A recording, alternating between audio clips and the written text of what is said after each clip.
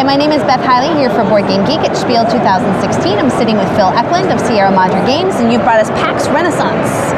Exactly. The birth of the Western world, the birth of the modern world, of Western society, capitalism.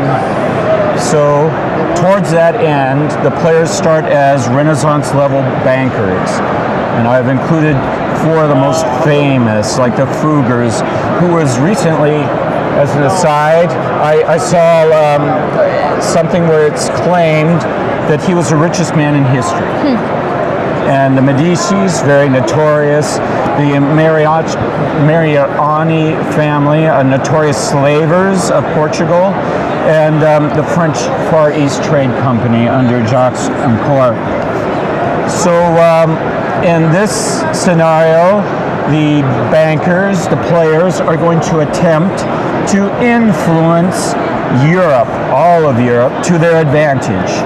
And this could mean things like, trade shifts or jihads. They might be behind conspiracies, reformations, crusades, piracy, anything that a banker might fund. Yeah.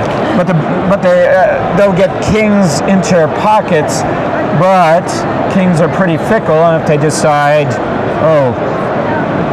I want to go to another banker, or I'm going to take all your money because I've got the swords, you don't.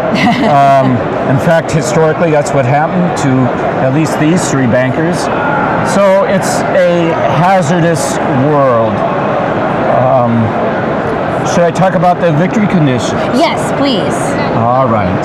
So there's four ways to win in this imperial victory. You want to have as many kings and vassals, things under your control. Renaissance victory, you want to sponsor the most number of republics and law.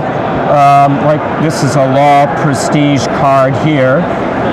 Holy victory, you want to create, say, a reformation. If you reform England, for instance, it goes to the reformationist side. And now, but there's three religions in the game, Beth. There's Christians, which are white pieces. The Islamics are black. And the Reformations, or Orthodox, Eastern Orthodox, are red. And one of them is going to be supreme. This is very similar to Pax Premier, if you've ever played that. Yeah. And one of them is going to be supreme, and if you've got the most prestige, like this is for Islam, this is for Reformation, more Reformation, towards the supreme one with the most theocracies on the map, you win a holy victory, or can. And then globalization. Have you discovered a new world? Do you have the most ship prestige? Do you have the most concessions? And concessions are, every player, there's up to four, and they're shown by little cubes between cards. Player green, Portuguese, starts with a concession between Portugal and England. He's got the right to trade between those. And you can gain more during the game. And if you have the most, you have the possibility at least to win a globalization victory. Networked the Western world. Yeah, networked the Western. Well, yeah, globalization also means really conquering the whole earth, as which happened during the Renaissance. This is when colonies were established in every continent except Antarctica, and the discovery or invention of the Carrack, the ship that conquered the world. That's all it's a very exciting, pivotal period in history, and it really determines what we are today. It's absolutely crucial.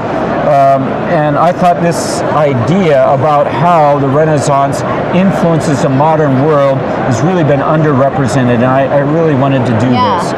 And if you played other PAX games, this is the third in the PAX series after PAX Porfiriana and PAX Premier. It's got comic cards distributed, four in all, distributed towards the end of the draw decks, so you'll have opportunities to make these victories, which start inactive, make them active. Oh, interesting. Yeah, so you can't win a holy victory right off the bat. You have to activate it first. That clues off your opponents what you're up to, and maybe they can take defensive measures. Now, while this shares the PAX name and is part of the series, it is. We just want to make sure everyone knows it is a completely standalone game. It's not an expansion. That's a good point. That's a good point. Would you say that people who've played your other PAX games, though, are they going to find some similar elements across the series, or is this really unique in every way? This has a lot of PAX elements. I already mentioned some of them. Another element, which is borrowed straight from PAX Premier, is or stolen from PAX Premier by Cole Weary. When it's from your own game, you borrow. Yeah, but it was designed by Cole Weary. I just want to do that. It has 3 arenas of play that are integrated, very closely integrated. The map, you've got machinations on the map. You've also got the tableaus, and the tableaus will have inquisitors moving among the tableaus. Right. You know, no one expects them, they start burning and stuff like this. So you have tableaus, and then you have the market. You can have units in the market too. So there's 3 arenas, and they have to be balanced. There's 10 empires, and we also have 10 kings matching the empires. And the other side of each king is a republic, in case you do topple the tyrant and establish that.